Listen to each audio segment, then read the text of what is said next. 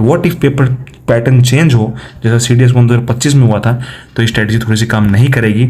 तो 53, 54, 55 तक ट्रेंड देखो। अब ट्रेंड किसका देखना है? ट्रेंड देखना था पेपर पैटर्न का। ये देखो मैं कुछ चीजें लेके आया हूँ, ये पेपर पैटर्न मतलब कब क्या है वो सब बताऊंगा अभी। CDS 1 2025 का जो इंग्लिश का पेपर था वो एक ऐसा पेपर था जो कि कहते हैं ना, जमीन आसमान सब कुछ एक हो गया। भारतीय सेना किसी भिखमंगे देश पे जब हमला करेगी तो पता है क्या ऐसे ही किसी गांव में कर देगी या कैसे ही किसी इलाके में कर देगी? नहीं ना, वो कहाँ करेगी? जो पिलर एरिया CDS 2 2025 हमारा आने वाला है कितने दिनों में, सबको पता है कि मतलब बिल्कुल हमारे ना के बराबर दिन बचे हैं। मतलब ना के बराबर 120 दिन। ये ना के बराबर दिन क्यों बोल रहा हूँ? क्योंकि ये 120 दिन अगर तुम समझोगे ना कि पहाड़ जैसे हैं, तो ये 120 दिन तुम्हारी मिट्टी की तरफ फिसलेंगे, तो ये तुम मान के चलो कि 120 दिन ना के बराबर दिन है। मैंने लास्ट टाइम CDS की तैयारी करी थी, तो मैंने करी थी 65 डेज में, अप्रोक्सीमेटली 2 मंथ्स मान के चलो। लेकिन मैंने सिर्फ इसलिए कर पाया क्योंकि मेरा बेसिक स्ट्रॉन्ग था, इंग्लिश मेरा स्ट्रॉन्ग था, क्योंकि I am from CBSE school. GK मतलब पहले से इंटरेस्ट था पढ़ने में, हिस्ट्री इंटरेस्ट था, हिस्ट्री आती थी मेरे को पहले से, ज्योग्राफी मुझे नॉलेज थी। तो history, geography, polity, economics and everything that I have covered was in 2 months. तो ये कहने का मतलब है कि अगर आपके पास 4 मंथ है तो डिपेंड ये नहीं करता कि 4 मंथ में प्रिपरेशन हो सकती है कि नहीं। व्हाट यू आर, आप किस लेवल पे हैं उस पर डिपेंड करता है कि आपको 4 महीने लगेंगे, 6 महीने लगेंगे, 8 महीने लगेंगे या फिर 10 महीने लगेंगे। बिलीव मी, इतना भी लग सकता है अगर आप 0 लेवल पे हो तो, क्योंकि उस चीज़ें समझ में आनी चाहिए, चीज़ें बेसिक कनेक्ट होनी चाहिए तब जाके। बट एक नॉर्मल बच्चा 3 से 4 महीने में अच्छी खासी जानकारी ले सकता है, इतना तो ले ही सकता है कि कट ऑफ क्लियर कर ले। CDS 2 2025 का एग्जाम हमारा होने वाला है 14 सितंबर को। क्या कैसे क्लियर करें भाई? देखो सबसे पहले आप ये चीज देखो, टाइम कितना है। टाइम बता दिया आपको, 120 दिन मान के चलो, इसको मान के चलो कि ये ना के बराबर टाइम है, मतलब बहुत कम टाइम है। ट्रेंड देखो, अब ट्रेंड किसका देखना है? ट्रेंड देखना था पेपर पैटर्न का। ये देखो मैं कुछ चीजें लेके आया हूँ, ये पेपर पैटर्न मतलब कब क्या है वो सब बताऊंगा, अभी टेंशन मत लो। तो ये ट्रेंड देखना है। फिर आते हैं की पिलर। हमारी भारतीय सेना मतलब जो मूल आपका पिलर है, पिलर यानी जिस पे खड़ा है एग्जाम CDS का। एग्जाम्पल के लिए हमारी भारतीय सेना किसी भिखमंगे देश पे जब हमला करेगी तो पता है क्या ऐसे ही किसी गांव में कर देगी या कैसे ही किसी इलाके में कर देगी? नहीं ना, वो कहाँ करेगी? जो पिलर एरिया, बिजी एरिया है, मतलब जैसे रेलवे ट्रांसपोर्ट हो गया, रेलवेज वगैरह में हमला कर सकती है, जो एयरपोर्ट्स वगैरह वहाँ हमला कर सकती है, जो इलेक्ट्रिक जो प्रोड्यूसर होते हैं, जो पावर ग्रिड होता है उस पर हमला करेगी। क्यों? तो उनको, क्योंकि वो की पिलर है, वहाँ पे करने से मैक्सिमम नुकसान होगा भिखमंगे देश का। अभी भिखमंगा देश कौन है मुझे कमेंट में बताना, लेकिन मकसद ये था वीडियो बनाने का कि भाई जो CDS का की पिलर है वो है अपना इंग्लिश।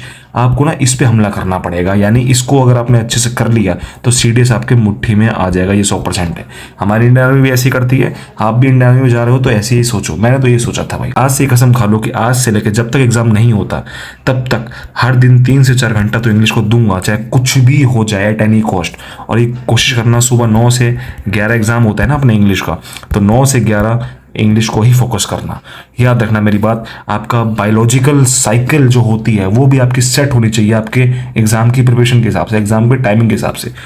9 से 11 इंग्लिश का पेपर है तो 9 से 11 तो आपको बैठना ही है इंग्लिश पढ़ते हुए। अब इंग्लिश की बात कर लेते हैं, मैंने कैसे निकाला मैं बताता हूँ। इस बार का इंग्लिश का पेपर जब देखते हो तो एक ही बात याद आती है, U is not for union, U is for unpredictable. Why? क्योंकि मुझे कहने की ज़रूरत नहीं है, CDS 1 2025 का जो इंग्लिश का पेपर था वो एक ऐसा पेपर था जो कि कहते हैं ना, जमीन आसमान सब कुछ एक हो गया, मतलब सब कुछ हालत ख़राब हो गई थी सबकी, और वो पैटर्न सबके लिए नया था, सबके लिए। अब देखो इंग्लिश के आते हैं 120 क्वेश्चन। 120 क्वेश्चन यानी एक क्वेश्चन 0.83 मार्क्स का होता है, यानी 100 मार्क्स का पेपर होता है अपना इंग्लिश का। इसको ना भाई लूटना है, ठीक है। आपको याद होगा मोहम्मद गजनी आया था हमारे हिंदुस्तान में, उसने सोमनाथ का टेम्पल लूटा था, बहुत लूटा, बहुत सारी 17 बार रेड करी, लेकिन सबसे फेमस कौन सी रेड है? सोमनाथ का। क्यों? क्योंकि सबसे ज़्यादा वहाँ से लूटा। तो ये सबसे ज़्यादा फेमस एरिया होगा आपके लिए इंग्लिश। जी का पेपर बचा है आपके लिए, लेकिन आपको लूटना है इसमें। लूटना है कितना मार्क्स लूटना है? कम से कम मैं बता रहा हूँ 70 मार्क्स तो लूटना है, 70 से 80 मार्क्स, तभी जाके बात बनेगी। अनटिल अनलेस कोई पेपर में पैटर्न चेंज नहीं होता। मैं एक केस बताऊंगा जिसमें यहाँ पे आप 50-60 भी स्कोर कर रहे हो तब भी सेफ होते हो, मैंने ऐसे ही के लिए करा है, बताता हूँ। लूटना के मतलब लेकिन एक एवरेज पेपर ऐसा ही आएगा कि आप इसमें मार्क्स लूट सको अच्छे खासे, क्योंकि इंग्लिश को टफ नहीं कर सकता है वो, क्या ही टफ कर लेगा, लेस्ट की जगह शूट आएगा, क्या ही मतलब दुनिया भर के रूल्स हैं, आप पढ़ लोगे तो क्वेश्चन मतलब आपके लेवल से बाहर नहीं जा सकता। 55 तो स्कोर हर बच्चा कर ही लेगा इसमें, मतलब इतना तो लूटना सबको बनता ही है। अब मेरी बात सुनो भाई, CDS 1 2025 को मत भूलना मेरे भाई, क्योंकि इंग्लिश का पेपर जो व्यक्ति सिर्फ इंग्लिश पढ़ के गया होगा वो उसमें पक्का फेल होगा। मैंने क्या किया था CDS 1 2025 में, मैंने अटेम्प्ट करे थे भाई 95 क्वेश्चन, जिसमें से मेरे 72 questions were absolutely correct, 23 questions were wrong, जिसका मार्क्स अराउंड मतलब 53 या 54 मार्क्स बनता है मेरे हिसाब से। तो इंग्लिश में आप कहोगे 53 या 54 मार्क्स तो भाई बहुत कम है, आई नो, बट अगर आप पेपर देखोगे तो आपको लगेगा कि येस दिस मार्क्स आर मतलब not very good but yes enough, more than average. 53 से 54 मार्क्स तुम्हारा भाई स्कोर कर रहा था। अब टारगेट था हमारा 70 मार्क्स है, लेकिन हम 17 मार्क्स पीछे खींचे क्योंकि पेपर में पैटर्न चेंज था। तो मेरे भाई याद रखना कि 70 मार्क्स अगर मैं बोल रहा हूँ तो एक नॉर्मल पेपर को देख के बोल रहा हूँ कि नॉर्मल पेपर में इतने मार्क्स खींचे जा सकते हैं, but what if paper pattern change हो, जैसा CDS 1 2025 में हुआ था, तो ये स्ट्रेटजी थोड़ी सी काम नहीं करेगी। तो 53, 54, 55 तक स्कोर करना, मतलब 50 से कम तो मत ही जाना, क्योंकि इंग्लिश में फिर 50 लाना बहुत मुश्किल हो जाएगा तुम्हारे लिए, और वो किसी के लिए भी हो सकता है, क्योंकि इंग्लिश में 50 मतलब समझ रहे हो तुम, 62 क्वेश्चंस एब्सोल्युटली करेक्ट मतलब 100% एक्यूरेसी होनी चाहिए आपकी। तो वो चीज़ मतलब नियर टू इम्पॉसिबल है अनटिल अनलेस आप सिविल सर्विसेज की प्रिपरेशन कर रहे हो जीके के पॉइंट ऑफ व्यू से। इंग्लिश में भाई कैसे क्या करें मैं बताता हूँ। ये वीडियो रहेगी इंग्लिश को लेके, अगली वीडियो आपकी जीके को लेकर आने वाली है। इस पर अगर चलेगी अच्छे खासे लाइक कमेंट शेयर तो पक्का जीके वीडियो आएगी।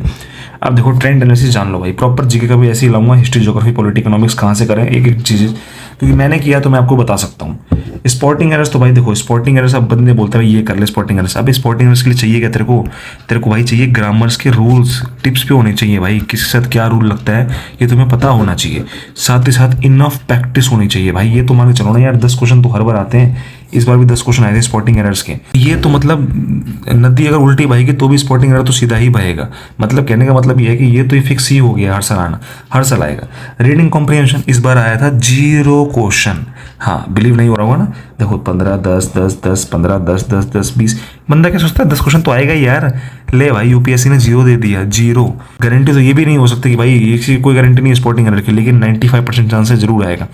रीडिंग कॉम्प्रिहेंशन वो 0 इन CDS 1 2025। जब मैं पेपर देख रहा था तो मैं भाई जी पलटते रह गया कि कॉम्प्रिहेंशन कहाँ है, जल्दी मार्क्स स्कोर कर लूँ। भाई जी ने देखा तो कॉम्प्रिहेंशन के तो 0 क्वेश्चन हैं, यूपीएससी ने खेल चुका है। सिलेक्टिंग वर्ड्स तो भाई 10 क्वेश्चन आए थे एक बार, ये मतलब बिल्कुल ही ना के बराबर समझो नहीं आएगा। और ordering of words in a sentence, जिसे आप PQRS बोलते हो, these are the means a gift for you, जिसे आप मतलब जितना जल्दी हो सके जल्दी करके लपेट लो। 10 क्वेश्चन तो आपका फिक्स है, यहाँ से आना ही आना है। S1 S6 थोड़ा सा संभाल के करना, टाइम टेकिंग प्रोसेस होता है। अच्छे खासे क्वेश्चन आते हैं, देखो 10 10 20 भी आ रखा है एक बार, 10 11 10 10 10 9, यानी 10 से लेके 12 क्वेश्चन आप इससे एक्सपेक्ट कर सकते हो। एंड डेफिनेटली S1 S6 में आपको टाइम लगेगा। और आज जो PQRS है ना भाई, ये PQRS करने की जरूरत नहीं है, तुम सिर्फ यही प्रैक्टिस करो S1 S6, because these are the tougher part of PQRS। Sample के लिए तुम PQRS कर सकते हो 10 से 15, बट मैक्सिमम ट्राई करो S1 S6 लगाने की। और ये कहाँ से करोगे पता है, कोई फलाना वहाँ से नहीं करना है, तुम्हें करना है UPSC CDS के PYQ क्वेश्चन पेपर से। मैंने भी वहीं से करे थे, मेरा दिमाग खुला, सारी चीज़ें वही प्रैक्टिस में लाया, इस चीज़ को तभी जाए क्लियर हुआ है।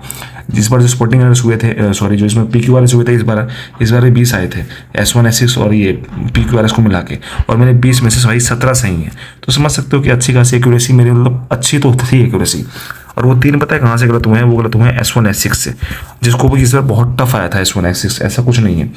एंटोनिम सिनोनिम वोकैब, मतलब यार वोकैब तो भरी पड़ी थी इस बार, मतलब पूरा वोकैब ही वोकैब, क्यूनिफॉर्म पता नहीं क्या, और तरीका भी ऐसा था पूछने का जो कि मतलब आज तक नहीं पूछा गया था।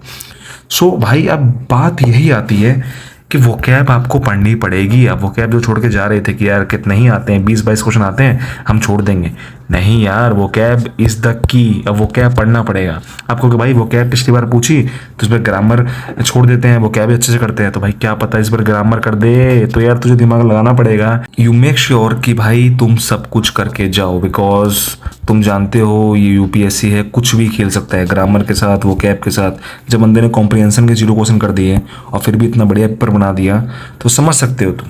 और फिर आता है फिल इन द ब्लैंक्स। भाई ये तो मतलब इस बार भी 10 क्वेश्चन आए थे, मैं 10 में से मेरे 9 सही थे, बहुत अच्छा लगा। लास्ट में आए थे मेरे में एक सेट मेरा D था आई थिंक, नहीं A था। हाँ तो भाई ये जो अपने क्लोज टेस्ट होते हैं, फिल इन द ब्लैंक्स जिसे बोलते हो, ये सब आए थे, मतलब 10 क्वेश्चन आए थे इस बार, और काफ़ी ईजी थे।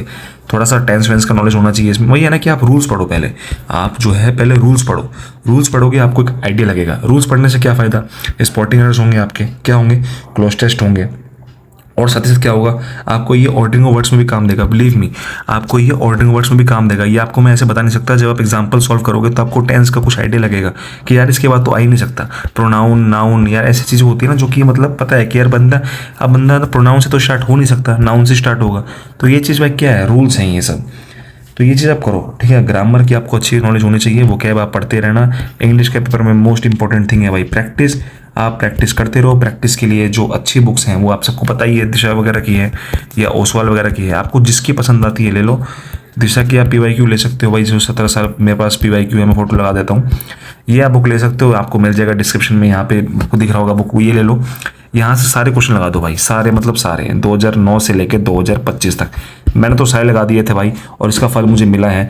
मैं मतलब CDS 1 2025 क्लियर कर लिया हूँ। अगर आपने वो मेरा व्लॉग नहीं देखा है, क्योंकि मेरा एक व्लॉग का भी चैनल है जो कि मैं पर्सनल लाइफ में बनाता हूँ, जनरली वो उसमें डिफेंसिव कंटेंट होता है, बट स्टिल वो व्लॉग की तरह है, तो इसलिए व्लॉग चैनल बोल देता हूँ। तो पावरफुल एक सुमित है भाई मेरा, वहाँ पे मैंने डाल रखा है CDS 1 2025 मैंने क्लियर करा है।